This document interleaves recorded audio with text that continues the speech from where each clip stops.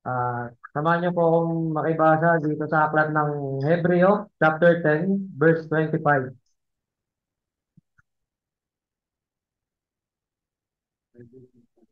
Yan. Kung nakita niyo na, sabayan niyo na lang po ako sa pagbara.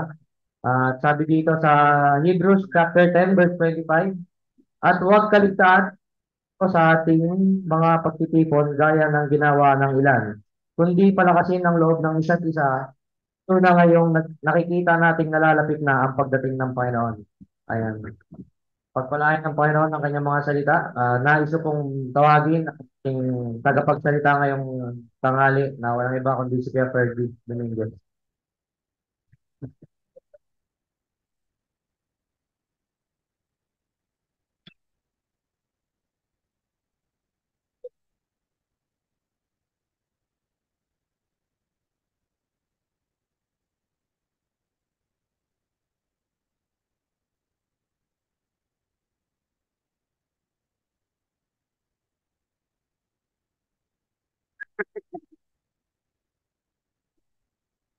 Hello!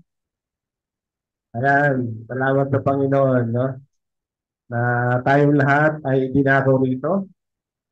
Nagkaroon man tayo ng kasabikan o hindi, ay hindi siya papayag na hindi tayo makinabang ng pagpapala mula sa kanyang salita. Okay, so welcome sa ating panlingguhang lagi naman natin ginagawa, no? Ang pagsampa sa Panginoon, no? Pagsampa sa Kanya na kung saan ang pinakatampok natin ay ang praise and worship, ang pag-alaala sa Panginoon. At kumusta ang lahat? Sana ay nasa mabuti kayong kalagayan, maging yung mga nasa online. Um, Sana, no? Ay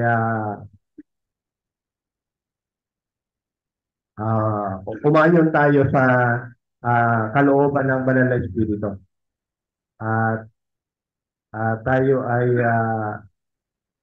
tumunghay sa kanyang salita, manabik at magkaroon ng sigla, no, na bigyan na kaaliwan ng Panginoon, no?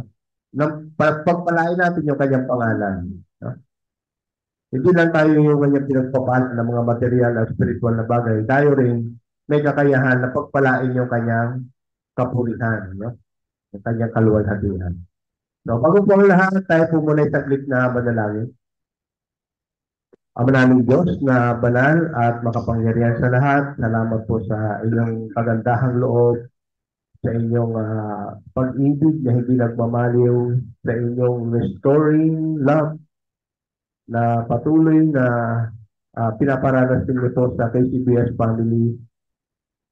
At salamat sa araw na ito, sa inyong mga salita na mahayag, nawa ay uh, gawin niyo po ito bilang katugunan sa aming mga pangangailangan espiritual maging sa material.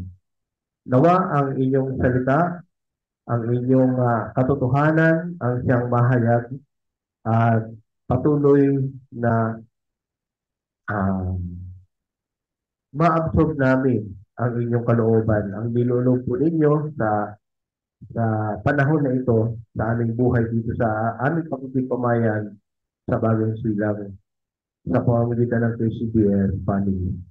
Ama, pinupuri po namin kayo at patuloy na pinasasalamatan sa pangalan ng Panginoong Yesus. Amen. Okay, welcome po, ano, sa mga, ang tawag doon, balikbayan. Ah, alam naman di ba na yung Israel, pagka nag-gather na sila, katatakutan na po yan. Kasi ibig sabihin yan, ikilos na po ang Panginoon. No? At yung pag-gather na po natin, hindi po katatakutan ito, kundi kagalakan ay dinutulid sa atin. Iba yung sa Israel. No? Kasi ang connotation doon paglilinis na ng buong mundo. No? aalisin na yung mabuti, yung masama, ano, para tirhan ng mga niligtas ng Panginoon at mabubuhay ng may 1,000 taon. Okay? So, mula po sa, last part na po ito ng about faith and the believer's calculative behavior. Okay? So, ano po ba itong calculative mindset? Hindi po ito bago sa atin. Hindi po ito bago sa atin. Nilagyan lang po natin ng term, pero ginagawa na po natin ito 2 years old, 3 years old, na may kakayahan na tayo kumilos nung mga bata pa lang tayo. Nagkaroon ng calculative mindset ang bawat tao. Actually, ito ay kaloob ng Panginoon sa bawat tao ang magkaroon ng calculative behavior. At ito ay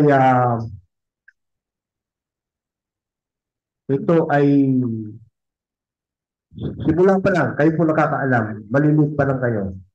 Sa inyong magulang, sa inyong mga kalaro, ay gumagamit na po kayo ng calculative mindset. No? Kaya ninyo sukuin ang inyong mga magulang sa ilang mga gesture lang, no? Tantrum, etc. At kaya ninyong manipulahin ang inyong mga kalaro. So, nagkaroon lang ito ng negative na connotation. Pero ito talaga ay kalog ng Diyos sa atin. No? Tulis din ito at depende po ito sa ating paggamit. Okay? So, yung negatibo, ito po yung nagpapahiwatig ng yung connotation na negative, na calculative, ay number one, manipulative. Yan. Alam niyo na yung manipulative. So, yung bawat individual na nagkakalkula ay maaaring makakita o gamitin ang manipulative o mapagsamantala gamit ang kanilang mga kasanayan, no, sa pagsusuri para sa personal na pakinabang. At ito, lahat tayo ganito. Okay? So, insincere, ano? Isang calculative din na diskarte ay pwedeng magsabi ng kawalan ng katapatan, no? O kawalan ng tunay na emosyon o emotional na connection. So, by the book, kumbaga. Naging negative to dahil dito. Puro panlabas lang, pero may nakatago, may in behind na balak. Okay? So, kasama yun sa calculative mindset. Pangatlo, self-serving. Ano? So, pagbibigay ito ng prioridad sa pagkalkula sa mga emosyon at relasyon at maaaring humantong sa mga pananaw ng pagiging makasarili. Okay. So, malakas po ba ang boses ko dyan? Sa online po, narinig po ba ako? Okay. Sige. Yun. Naging negative ang connotation ito, which is, bigay naman ito ng Diyos sa atin. Instinct din ito eh. No? At ito naman yung positibong aspeto. Number one, strategic na pag-iisip. No? Ang calculative mindset ay maaaring maging kapakipakinabang sa ilang partikular na konteksto. Tulad ng negosyo. No? Banking, finance. Kailangan yun. Kailangan calculative ka. Okay? Pagpaplano, pagsusuri, research. Kasama yan sa calculative mindset. Ito yung positibo. Informed-based decision making. Hindi ka nag-decision base sa kung ano lang yung nasa harap mo, kundi may binabackground check ka, meron kang ginagather ng mga informasyon bago ka mag-decision. Ito yung positibong calculative mindset. At ang ating iglesia, mga kapatid, ay gumagamit po nito. Pero hindi makakapag-desisyon hanggat hindi nagbibigay ng suggestion or opinion ang bawat leader. O di ba? So, positibo. Pero ito ay depende sa konteksto. Depende sa konteksto. Okay? Pag ang calculative behavior ay ginamit mo sa pamilya, kadalasan negative po yun pag yung mga anak ang gumagamit. Pero pag yung mga magulang ang gumagamit ng calculative mindset, positibo po yun. Pag may 10 anak, ang nanay ikot ng ikot yan sa mga anak. Tinitikasan yan yung mga maginhawang mga anak at ibibigay ko sa kanyang anak na kinakapon. Naranasan niyo po ba yan? Ako naranasan ko yan kasi marami kaming magkakapatid. No? Nangako lang ang nanay ko doon, sige, ako nang bahala doon, bibigay ko sa iyo yung ganitong halaga, bigyan niyo siya ng yung negosyo nila pangkabuhayan. At yun ay nakapangalan pa sa 2 kong anak, yung scrambolan. Tapos hindi naman binayaran ng nanay ko. Ako tuloy yung nahihiya. Kakaltasan niyo yung iba para ibigay sa iba. Ano? Calculative mindset yun na positibo. Pero pag yung mga anak ang gumamit ng calculative mindset, negative palagi ang dating. No? Nag-uugusan, naglalamangan. Okay? Ang church ay isang pamilya. Ano? Isang pamilya. At dito nagiging titingnan natin sa secular na context, yung hindi sa church. Ito yung sobrang pagbibigay din sa pansariling interest. O kaya nga, may mga backer ka pa eh. May backup ka, may backer ka. Tapos, lagi kayo nagsisilipan. Laging may fault finder, para i-report. Siyempre, madidemerit yun ang kredito sa iyo. O ito yung ang tawag doon, mapupromote. Okay? Pangalawa, kakulangan ng pakikiramay. No? Sa sobrang pagkalkula ay maaaring maging mahirap na kumulekta sa iba sa emotional na antas. So wala nang mga parang sabi, galit-galit muna, parang gano'n.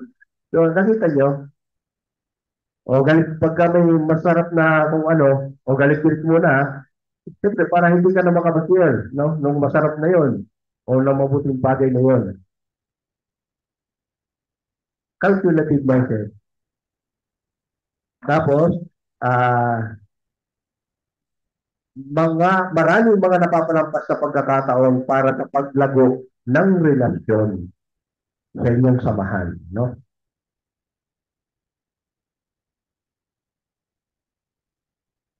So, ito naman yung panganib sa konteksto ng church. Number 1, pagliit, pagbaba, o pagbabawas ng pananampalataya sa isang pagsusuri. Halimbawa, masyado kang makwenta, no? Ano ba talaga dito kasi, sa 3 oras, kikita kong 3,000 eh. Dito, 3 oras, magchat-chatan lang kami, tapos magbibiruan lang, tapos magkukwentuhan. Nasayang yung 3,000 mo. So, nakakabawas po ng pananampalataya yon. Kaya humahatong sa pagtingin sa pananampalataya bilang isang transactional sa halip na relational. No? Naging transactional na lang ang lahat. Wala nang relasyon. No? Oo, nominal na lang yung kapatid. sa Panginoon, pero hindi nagbubukas ng buhay. Ano? Ayaw niya i-share yung kanyang ah, difficulties.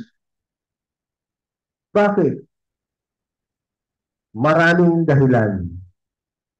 So, hindi siya open, ang buhay niya hindi open, at ayaw niya. Ayaw niya na lang. So, doon na lang ako, kikita pa ako roon. Dito, magchat-chatan lang kami ng mga, ewan mo kung totoo, etc. etc. So, humahatod po, yung pinagpangalit ng calculative mindset sa church. Okay? Introduction pa lang po ito mga kapatid ha.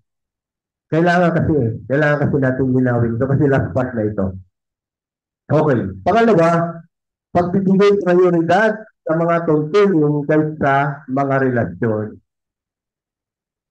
Ang daming tungkulin na sinisilip, pilit tinitignan, pilit hinahanap na kailangan makita ito, no? Sa isang kapatid dito sa church. So, ang nangyayari, disappointment, kasi hindi mo makikita.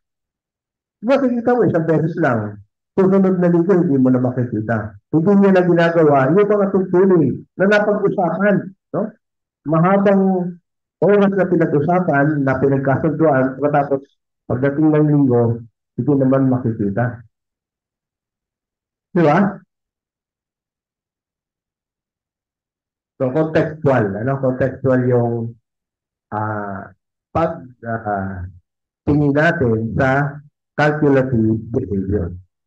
Pangatlo, kakulangan ng pagtitiwala sa soberanya ng Diyos. So, ang soberanya ng Diyos, yung kanyang kapangyarihan ay makapangyayari sa lahat. So kaya nagkakaroon ng calculative mindset ang mga mananampalataya dahil hindi siya makapagtiwala doon na hindi ka pababayaan ng Diyos. Dahil hindi ka kinakaligtaan. Nakatuhay nga siya palagi sa atin eh. Pero hindi natin nakikita kaya akat natin nag-iisa lang tayo na pinabaka yung lahat. Kaya gagawin ko, ganito na lang, lilimitahan ko ito, kukontrolin ko ito, eto, hindi ko mga masyadong magiging open dito kasi paano ako pagdating in the future, paano ako? So, yun po ang dulot ng panganib sa konteksto ng iglesia pag ginagamit yung calculative mindset. Hindi lang sa kapwa na natin ito mananampalataya ginagamit, kundi pati sa Diyos na. No? Yun. Pang-apat, na iwawala ang diwa ng mga turo ng Biblia. So itong mga sinasabi natin, meron itong diwa, merong heart, may center, may core, yung teaching na ito. Na pag hindi po natin ito, o pag ito'y natabunan ng calculative mindset, eh nakaligtaan na natin yun. Naiwawala na natin yun. No? Yung diwa ng turo ng Diyos. Kaya ang sobrang pagbibigay din sa pagkalkula ay maaaring maging sanhi ng mga individual na pagtuon sa mga panlabas na aksyon, no? Kaysa sa panloob pagbabago ng puso. So, puro panlabas na lang ang ano natin, pagtutungo natin sa ating kapatid. No? Pero may mga nakatago dito sa loob dahil sa calculative mindset. Yun yung ano, dito sa iglesia, pag ito yung dito natin ginamit. So, meron bang biblical na pananaw dito? Meron naman, dalawa lang. Halimbawa, magtiwala sa kabutihan ng Diyos. So, hinihikayat ng Biblia ang mga mananampalataya na magtiwala sa kabutihan at soberanya ng Diyos sa halip na umasa lamang sa kalkulasyon mo at ng ibang tao. Yun nga yung sabi sa Kawikaan 3, 5 and 6, di ba? Huwag kang magtiwala sa sarili. Kasi nga, limitado tayo. May mga hindi tayo alam, may mga nakakaligtaan tayo, pero ang Diyos kasi, ano yan eh, detalyado yan. Ang Diyos ay may sariling paraan, may sariling kapanahunan, at perfect. Perfect po yung gawa ng Diyos. Okay, so dapat tayo magtiwala sa kabutihan ng Diyos.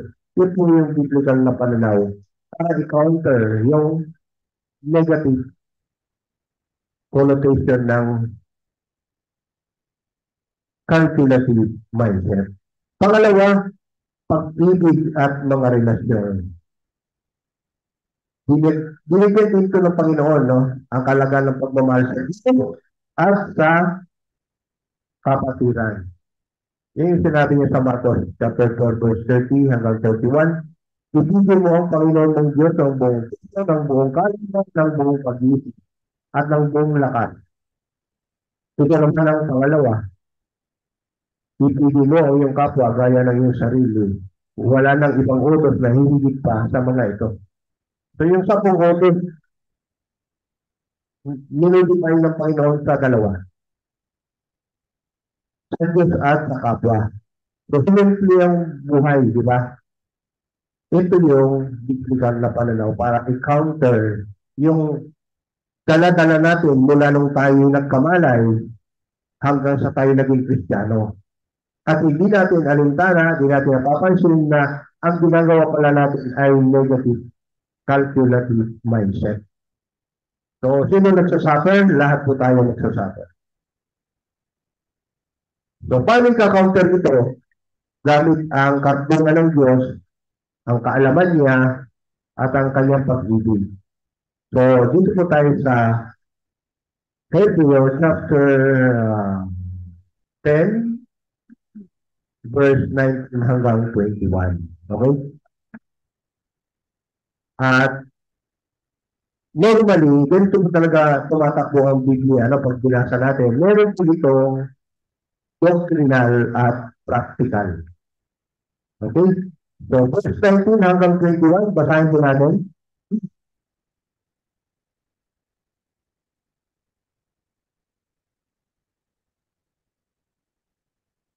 Ayan, ang sabi dyan, sige, ready, go.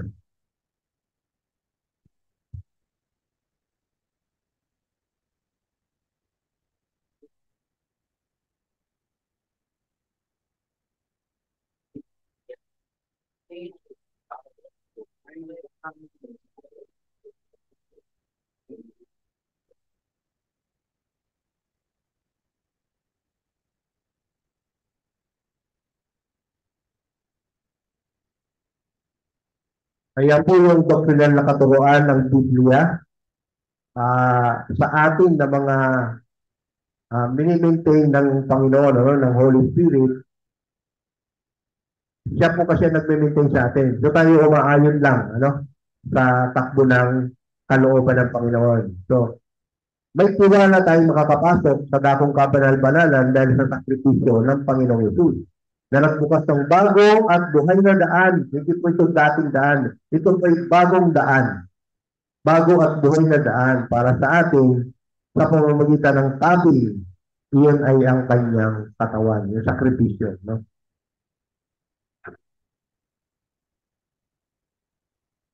At paano ba nangyari ito? Sabi diyan, sa sandaling iyon, nahati sa dalawang bahagi ang makapal at makapal na tabi na sumara sa pinakabanal na lugar sa templo mula sa itaas hanggang sa ibaba. Nangangahulugan iyon na ang mga ordinaryong tao ay maaari na ngayong pumunta sa presensya ng Diyos dahil doon sa finished contract. For in Him dwelling all the fullness of the Godhead bodily. Nalayanig ang lupa at nahati ang ilang malaking bato. So, yung kanyang katawan ay hinalitulad doon sa kurtinang makapal na nahati. Ano? So, pag nahati yun, kahit sa pagpaningin, makaka-access ka na doon sa dakong kabanal-banalan. Hindi mo na kailangan lumakad. Sa paningin pa lang, makaka-access ka na. So, hindi ito literal na Nahati yung katawan ng Panginoon dahil in Him, there is the fullness of the Godhead. Ano lang yung hati yun? Siya lang yung mahati? Hindi, siyempre. Ano lang yun? Figurative. Na sa pamagitan niya kanyang sakripisyo, na inalay yung kanyang katawan para wasakin yung kanyang katawan, natubos tayo sa ating kasalanan, nalinis tayo, at makaka-access tayo sa presensya ng Diyos na nasa lahat ng dako. Amen? Anytime, anywhere. So makaka-access tayo. So yan po yung kapanatagan sa pamamagitan ng pinalay ng Panginoon na kanyang katawan at dugo. Okay? Meron tayong dakilang pari sa bahay ng Diyos, hindi pa rin pala nawawala yung ganong patakaran ng Diyos, ano, na kailangan meron talagang intercessor o merong mediator, no? Yung may tagapamagitan. So, makaka-access ka, pero may tagapamagitan pa rin. No? Kaya lang, hindi na yung mga pari na namamatay. Kundi yung Panginoon na hindi na mamamatay, kung siya nabuhay na muli. At hanggang ngayon, siya po'y namamagitan sa atin. So, dakilang pari sa bahay ng Diyos. Siya yung nagbigay sa atin ng daan para sa presensya ng Diyos. Mababasa ko yan sa Hebreo, chapter 5, chapter 7, at sa Mateo, chapter 22. Bakit po chapter pinigay natin? Kailangan pasahin po natin isang buong chapter. Ano? Okay. Pangalawa, bukod doon sa doctrinal, ano? Yung dugo at katawan ng Panginoon, tapos yung dakilang pari, para maka-access tayo sa Panginoon, anytime, anywhere, ay meron pang practical na katuruan. No? Hindi na po yung doctrinal, hindi na po kasi yung nagbabago. Itong practical, nagbabago ito. Ang pagbabago nito, depende sa ating paggawa o pagkilos o pagsunod. Doon lang ito nagbabago. Pero meron naman talagang standard na dapat natin gawin na hindi nagbabago. Ito, itong lingguhang pagsasama-sama natin. No? Itong pananambahan. Regular po yan. Ang pagbabago man yan, may nagkasakit, may lumayo na alak, hindi na pwedeng makadalo ka agad kasi ng itong bayan. Namatay. So, mapanginoon. So, yun yung mga pagbabago. Pero yung standard, hindi yan nagbabago. So, tuwing linggo, meron po tayong pananambahan dito hanggat hindi po nawawasak ang chapel na ito. Amen? Kahit mawasak ito, meron puno doon, no? Hindi tayo sumulong doon. May sagawa lang yung ating pagmamahal sa Panginoon, yung ating pagkilala sa Kanya. So, pangalawa, practical na katuruan. Oh, wala ba? Okay. Ayan na. Una, doctrinal na katuruan. Pangalawa, yung practical na katuruan. Okay? So, lumapit tayo sa Diyos na may tunay na puso. May faith bang puso? Meron faith. Depende yun sa pagsasagawa natin.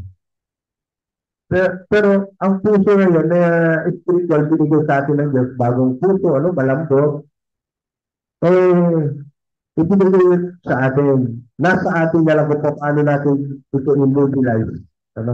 So, lumapit tayo sa Diyos na may tunay na puso, ng may katapatan, at pagiging tunay, na lumalapit, na may dilim-dilim ang ating mga puso upang linisin tayo mula sa isang makasalanang buhay. No? So, ipalinis natin ito. Bibiligin tayo ng epekto ng ginawa ng Panginoon sa krus ng Kalbaryo. Nang may buong katiyakan ng pananampalataya. Lumapit na may pananampalataya na nagdudulot ng katiyakan na hinugasan ang ating katawan ng dalisay na tubig. So, saan makikita yung tubig na yun? Again, yun, yun po yung dugo ng Panginoon na inalay sa krus, pinambayan. Okay, so ang aplikasyon nito sa atin ay hikayatin natin yung mga kapatid, no? Yung mga kakilala natin, magkaroon tayo ng text message at magkaroon tayo ng mga maliliit na grupo at mag-text tayo. O, atin ka to, anong dadalhin natin, etc. Mag-usap-usap, ano? Kasi ganun yung Israel noon, no? Malayo rin nila mga sila, aakyat pa sila sa hagdan at habang umaakyat, kumakanta pa yun. Maawit pa yun ng papuri. At pagdating doon sa kalungkot ay nakikita kita sila na naghahandog sa Panginoon. So, ganun ang gawin natin, mga kapatid.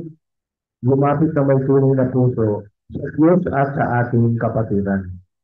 Pangatlo, panghawakan ng mahigpit ang ating pag-asa.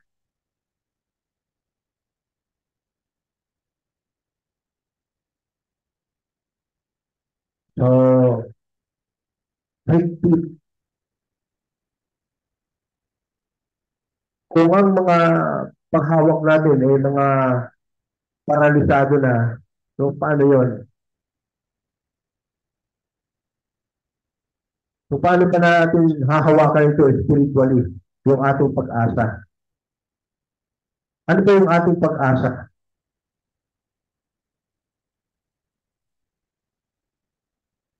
Yung ating pong pag-asa ay yung Ebanghelyo. No? Ebanghelyo. Ano po yung Ebanghelyo? Ito yung persona ng Panginoon at yung kanyang ginawa. So, pag ito yung ating palaging nire-refine, laging iniisip, tulad ng gagawin natin mamaya, ganun po yung paghawak ng mahigpit. Hindi natin pinakaligtaan, hindi natin sinasantabi, hindi pinaprioritize natin, pinag-iisip natin. No? Pag ganun po ito, hindi na po tayo nag-uusap na kung ano-ano, kundi ang pinag-usapan natin ay yung ginawa ng Panginoon. Ganun po yung paghawak ng mahigpit. So, hindi ka lumilihit na nagkakaroon ka ng ibang topic. Pag pumunta po tayo dito, isa lang po ang topic at yun yung pag-asa natin. Ito pong ating laging inaalala. Yun po yung topic na dapat natin pag-usapan kahit lumakas pa yung boses natin. Pero pagka bulong-bulong na, baka iba ang topic niya. Hindi po yan ang paghawak ng mahigpit sa ating pag-asa. So mag-behave po tayo, no? Mag-behave kasi hindi naman po basta-basta ang ating Diyos. Pero puro na lang po siya pahinuhod. No? Hindi man lang siya makakuha sa atin, makatanggap mula sa atin ng masuburing pananampalataya at pagmamahal at pagsamba, paggalang, ano? Gawin natin positive ang calculative mindset. Bigyan natin ng pagpapahalaga ang ating pagdalo ng paggalang ang Diyos na hindi natin nakikita. Kaya nga hindi nagpakita. Kasi magiging artificial ang ating pakikitungo sa Kanya. Ang manginginig ka sa takot, di na nakikito, pagpapawisan ka, dahil ang kaluwalhatian ng Diyos, hindi natin kayang i-contain. Ngayon, dahil hindi ka nagpakita sa atin, tayo dapat ang tumingin. Ang Diyos ay narito sa ating kalagitnaan. Ano ba dapat ang uugaluin ko at ang aking mga kapatiran? Paano ko na sila aakayin sa tunay na pagsamba?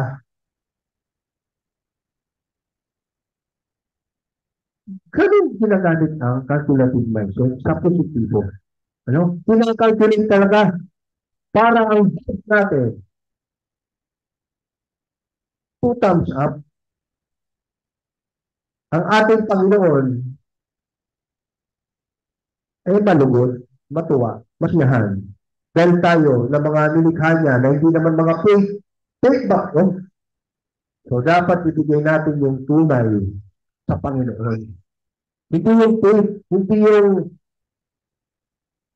faith for granted. Umupo, dumating, umupo, kumalik. So, ano nangyari sa ating pagsamba? Taking for granted lang. Actually, nagkaroon tayo ng maraming topic. Maraming nakuha tayo, pero wala tayong maibigay sa Diyos na pagsamba sa Kanya, pagluwalhati sa Kanyang pangalan. Dumating at umalik tayo na tinanong ba natin, nalugod ba ang Panginoon sa akin? Nalugod ba ang Panginoon sa aking ginawa? Sa aking mga sinasabi, sa aking mga iniisip? Siyempre, pati yung mga iniisip ko natin, alam ng Diyos. Kaya nga tayo hinahanapan ng tunay eh. Amen? So, ganun po ang panghahawak at sa ating pag-asa ng mahigpit. So, alalahanin siya na nangako ay tapat. So, walang paglihis, ibig sabihin, wala tayong ibang topic. Siya lang ang topic natin. Pag nandito po tayo, i-cancel po natin yung ibang topic, kundi siya lang. Yung katapatan ng Diyos, hawakan natin ng mahigpit. Huwag natin itong kalimutan, isapwera, o kaya, gawin kaya yun ng Diyos. So, pa rin kaya ng Diyos yun sa habang buhay pa ako. Huwag tayong magkaroon ng ganon. Kasi ang nangako ay tapat, gagawin ko yan. Huwag tayong mag-isip ng pagdududa sa Diyos. So, gano'n po yung panghahawak ng mahigpit. At ang pag-asa na ito ay dapat mag-udyok sa atin na mamuhay ng isang buhay ng pag-ibig at o buhay na maibigin at mabubuting gawa. Mapaggawa ng mabuti. Sabi nga sa Titus 3:4-8, ngunit nang mahayag ang kagandahang loob at pag-ibig ng Diyos sa ating ating tagapagligtas, tayo'y iniligtas niya. Natamo natin ito hindi dahil sa ating mabubuting gawa, kundi sa kanyang habag sa atin. Naligtas tayo at pinanganak na muli sa Espiritu Santo na siyang luminis at nagbigay ng bagong buhay sa atin sa pamamagitan ng ating tagapagligtas na si Jesu Cristo. Ibinigay sa atin ng Diyos ang Espiritu Santo upang tayo'y papanamin ng kanyang pag-ibig at kamtan natin ang buhay na ating inaasahan. Mapananaligan ang mga aral na ito, kaya't ibig ko buong tiyagamong ituro ito sa mga nananalig sa Diyos upang ilaan nila ang kanilang sarili sa paggawa ng mabuti. At ang mga ito ay napakabuti at mapapakinabangan ng mga tao. Titus 3:4-8. Okay, number 4. Isaalang-alang o inasaalang-alang ang isa't isa. So, ito po yung ating gagawin, na pag-revise doon sa negative connotation ng calculative mindset. Ito po yung gagawin natin. So, isinasaalang-alang ang isa't isa. So, higugin natin, hikayatin at siklahin ang bawat isa patungo sa pag-ibig at mabubuting gawa. So, pangunahan natin, mag-start tayo sa ating initiative. Siyempre, kahit na matagal ng Kristiyano yun, bago ka pa lang, pero pag pinasimulan mo, nandun po yung leading ng Holy Spirit. Wala po ito sa seniority. Wala ito sa seniority. Lahat tayo pwedeng magkaroon ng initiative. Okay? Ito yung kahalagahan ng komunidad. Ano po yung komunidad natin? KCBS. Kapatiran Kristiyano sa Bagong Silang. Ito yung ating komunidad. Paglabas natin dito, mayroon din komunidad doon. Kaya lang yun ay mission field. Tayo po yung mga magkakapatid na nagkita, Mag-report tayo, isa't isa. I-report natin, ano bang ginawa mo isang linggo? Ito yung sinabi sa akin ng senior ko. Makukuha nyo yun, magkakaroon ka ng idea, mamumodify nyo yun, mapapaganda nyo yun, at depende sa konteksto at sa age bracket, magagamit nyo yung solution. Amen? Ganun po. Doon po natin gagamitin sa ating komunidad, sa PCBL. Regular na makipagtipon-tipon sa ibang mga mananampalataya upang pasilahin at himukin ng isa't isa sa halip na talikuran ang mga pagpupulong. Sabi nga diyan ng Panginoon sa John 15:12, ito ang aking utos na kayong mga bibigyan sa isa't isa na kaya ng pag-ibig ko sa inyo. Ito ang chance natin mga kapatid at opportunity na makagawa ng mabuti. Hindi ko natin simulan sa ating komunidad sa KCBS. Hindi tayo mauubusan ng opportunity na makagawa ng mabuti. Kasi wala naman tayong goal kundi gumawa ng mabuti. Iniwan po natin yung paggawa ng masama. Kahit isang tao lang dito, sa KCBS ang magawa mo ng mabuti. Approve na po yun sa Panginoon. May balik po ito sa atin. Kalakasan ng Espiritu. Bibigyan tayo na re-rewardan kagad tayo ng Panginoon ng kagalakan, ng kasiglahan. No? Kasiglahan, kagalakan, at kasabitan. Lalo tayong mananabik. So, bawat isa sa atin ay pahalagahan yung komunidad itong KCPS. At dito natin gamitin yung calculative mindset positively. Huwag magpaligoy-ligoy. Sabi nga, habang papalapit ng araw ng Panginoon, dapat tayo maging mas masikag sa paghikayat sa isa't isa. Kahit po nga po mananampalataya, hinihikayat pa rin po natin yan. Katulad ng ating ginagawa ngayon, hinihikayat pa rin tayo kahit tayo mga ligtas na. Hinihikayat sa mas malalim na paglilingkod sa Panginoon. Kasi doon lang po natin ma-achieve yung hinahanap ng Panginoon sa atin. Sabi nga, so, be very careful how you behave. Ephesians 5:15. Do not behave as foolish people do. Instead, behave as wise people do. Ephesians 5:15. So, ang conclusion po natin mga kapatid. So, himugon natin ang bawat isa na lumapit sa Diyos. Kahit pa siya mananampalataya na, may influensya pa rin tayo sa panghihimok, panghihikayat. Ito, isang patanong. Kumusta ang iyong personal devotion? Panghihikayat na po yun. Ano? Nangyari sa akin. Okay lang brother, okay lang sister. Next time, magkakaroon na siya ng personal devotion ng seryosohan, no? At hindi na yung taking for granted lang. Okay? Hawakan ng bagsit ang ating pag-asa. Memoryahin natin, i-recite yung Ebanghelyo at i-share. Pagkain, gumawa tayo ng 12 volumes ng aklat ng Ebanghelyo. Kaya mong gawin yun. Kaya natin gawin yun. Number 3, isalang-alang ang isa't isa sa pag-ibig at mabubuting gawa. So, malawak ito. Pagsasalang-alang na bawat isa. No? Tulad ng nakita kayo, basta malawak ito. Basta magkita kayo, magkamayan kayo, mangyayari ang kalooban ng Panginoon. So, pumunta tayo dito, kaya nga tayo nagkakamayan. Ang purpose kasi yan, pagsasalang-alang ng bawat isa.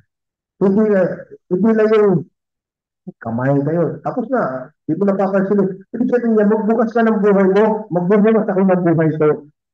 Magkamustahan kayo. Yung sinasabi, how are you? Hindi naman yung naghihintay ng sagot. Formality lang yun. Kumusta ka? Actually, hindi naman siya naghihintay ng sagot. Tayo mga kapatid, maghintay tayo ng sagot. Sinusunod natin ang bawat isa. Isa lang ang alam. Pag tinanong ka, kumusta ka? Ito kasi ng buhay mo. Sige, ito nga eh. Pwede ba ako makautang sa'yo? Okay. Huwag ka na umutang. Bibigyan na lang kita. At tumawasan ka ng ibang mga kapatid para mabuhay yan. Magsalang-alang tayo ng bawat isa.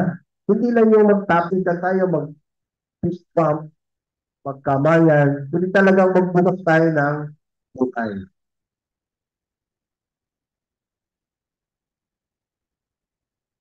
So, ano dapat natin gawin? Bigyan din ang kahalagahan na pagtatabuhay ng ating pananampalataya. Ipakita natin na tayo mga ligtas talaga. At inuwan na natin yung kamatayan. Buhay ng kamatayan. Mga dead works, mga patay na gawa. At tayo i-involve natin yung sarili natin sa bago at buhay na daan. No? Na hinanda ng Panginoon. Buhay yun. May reward yun. Buhay na walang hanggang kahatunganon. Pero yung mga patay na gawa, walang reward po yan. Yung mga kasalanan, walang reward yan. Halit may parusa pa yan dito sa lupa. At may kahihiyan niya pagdating sa langit. At ano, bukod sa pagsasabuhay ng ating pananampalataya, yan din ang kahalagaan ng komunidad. Yung KCPS, ang ating komunidad. Binubuo yan ng mga kids, ng youth, ng mga teenage, ng mga natin, mga magulang, mga lola.